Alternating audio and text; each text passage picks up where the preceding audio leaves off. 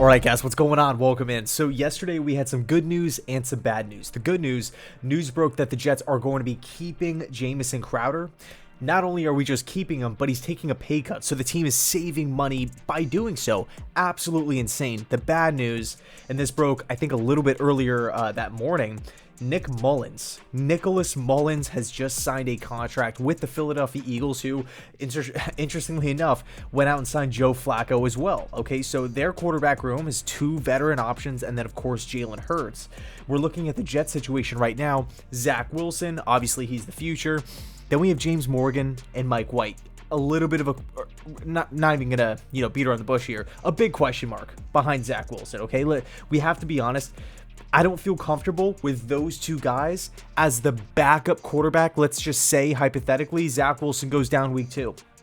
What happens? I mean, Sam Darnold was viewed as this durable quarterback in college, but he gets to the pro level. He dealt with injuries year 1. He had mono year 2. He dealt with more injuries year 3. Nothing is for sure in the NFL. I mean, we can go back to Sam Darnold's second year and really look at that season under a microscope. We barely lost week 1 to the Buffalo Bills. We blew that game. That game was ours, but we let the Bills storm back and win. But we fought that game. We looked pretty competitive. The defense looked solid, causing a bunch of turnovers. Obviously, CJ Mosley got hurt that whole game. Long story short, Sam Darnold gets mono, and we finished that season 7-9.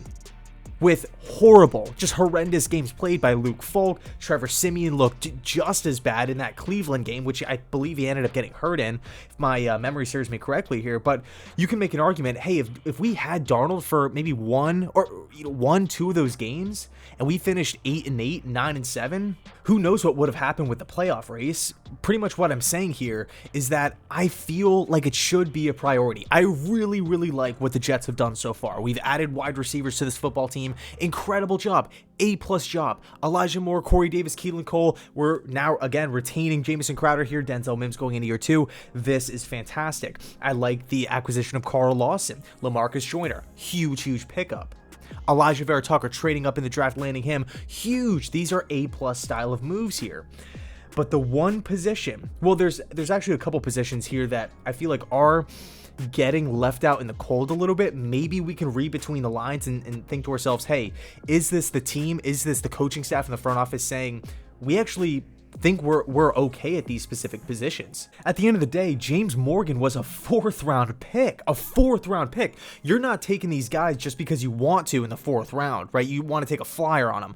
No, there's tons of talent still left on the board. Rounds 4, 5, 6, and 7. The undrafted market. You're not just taking a chance on a guy in the 4th round, drafting these players with no sort of plan in place. So a part of me wants to think, like, is the role for James Morgan like that solidified backup? Kind of thinking back to like other Jet backups like Kellen Clemens. Like, he was here for a long time, and I felt like he was kind of like the guy. Like, he was the backup quarterback that we could always rely on. Once Pennington went down, Clemens could step in and do his thing, and he could look pretty good. He has the potential to win games. He might not be a franchise guy, but was that the point of drafting a James Morgan? I don't know. It's just tough because last season, the virus, we didn't get to see him play at all.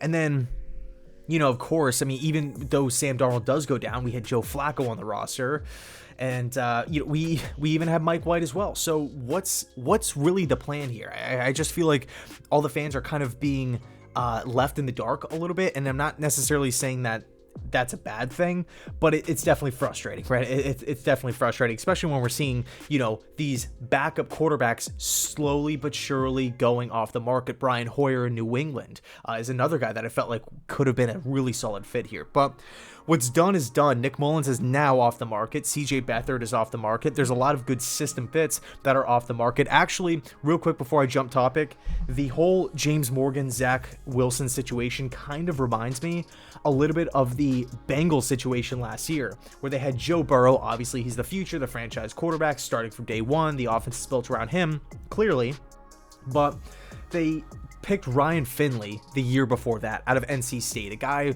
with an upside, a guy that, played a lot of football at NC State, much like James Morgan, right?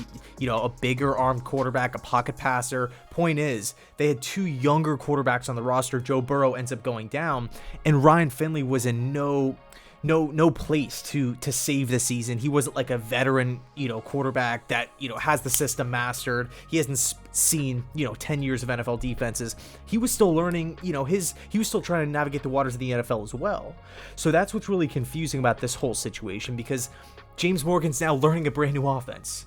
So he's kind of on the same page as Zach Wilson here. So we really only have 2 roads that we can travel down here. Okay, road number 1, roll with Morgan, roll with Mike White. Those are the backup quarterbacks for this year, and we're good, right? We just have to kind of roll the dice and just hope Zach Wilson not only just produces, but stays healthy for all 6, or I guess, in this year's case, all 17 games. And he looks pretty good, and we don't have to worry about an injury or an illness or anything nuts like that. Or, which is my personal preferred route, you add a guy before the season starts, preferably sooner rather than later, so you have time to kind of get in there, learn the system. And there are some quarterback options out there that have that familiarity with the Kyle Shanahan system. They're just few and far between, and overall they're at a lesser talent level. Okay, so let's just assume here Joe Douglas wakes up in the middle of the night, he has a change of heart, and he wants to add a backup quarterback to this football team. Who's out there? What are the options? And then of course we have a twist at the end. So let's dive in. So we're taking a look at some of these free agent quarterback options, and nobody is really screaming sign me, right? Jumping off the page here. We have Robert Griffin III. It could be an interesting option. He spent some time with Kyle Shanahan years and years and years ago. Brett Hundley, Ryan Finley, Jake Rudock is another guy. Matt Barkley. I think he had it could have been a tryout with the 49ers. I think that situation was kind of hazy, but Matt Barkley, he's a guy that spent the last couple of seasons with the Buffalo Bills, so maybe he can bring over some intel from Buffalo. I don't know. I'm just trying to, grasp for something here. If we don't want to go for a Matt Barkley, maybe we can go for a recently released 35-year-old Josh Johnson. He spent some time with Kyle Shanahan, has a really strong arm, throws a really, really good football, and he's also a mobile quarterback as well. He's just been in the game for a long, long time. He's been on a bunch of different teams. Washington, I remember him back in Tampa. So all in all, the options are pretty slim. There's a handful of guys still out there, okay? So again, if the Jets want to travel down this road, the free agent options aren't really that enticing. But here's an interesting twist. And this is the one thing that I keep falling back on. Joe Douglas came from Philadelphia, where he won a Super Bowl with a backup quarterback at the helm. I'm just a little taken aback, to be honest with you, because Joe Douglas had a first row seat. Joe Douglas had a first row seat in watching what a good, valuable backup quarterback can do if your starting quarterback, your franchise quarterback goes down with whatever it may be, an injury, an illness, whatever. Carson Wentz was having an MVP style of season. He goes down. Everybody thinks the season's over. Nick Foles comes in late, and he goes out and wins the Super Bowl against all odds. So it's just a little surprising to me that we just haven't addressed it. But here's the twist that I was talking about.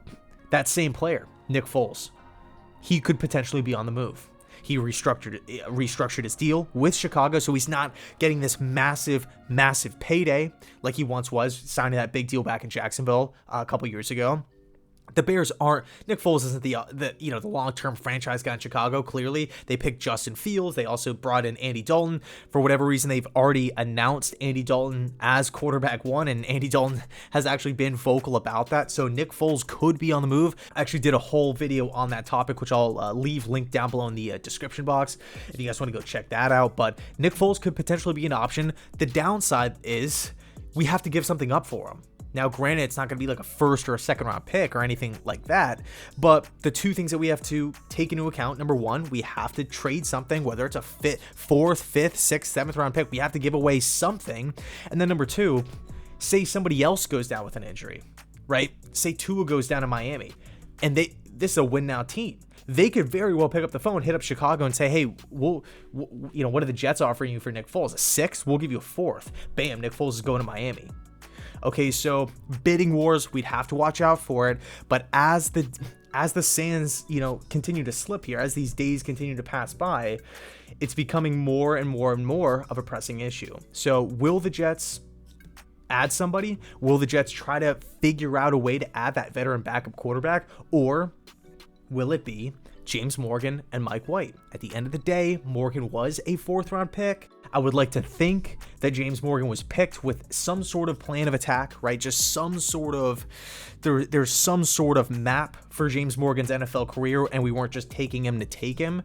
Because even when we took James Morgan, we still had a young quarterback on the roster in Sam Darnold, and Joe Douglas has been vocal about loving Darnold as well. So was Morgan picked to be the Kellen Clemens of the 2020 and so on? So I don't know, a lot of different things to kind of unpack, a lot of different angles that you can look at the situation through. Let me know your thoughts down below in the comment section. Number one, do you want to address this backup quarterback position with a veteran option? Do you want to roll with James Morgan? Do you want to roll with Mike White?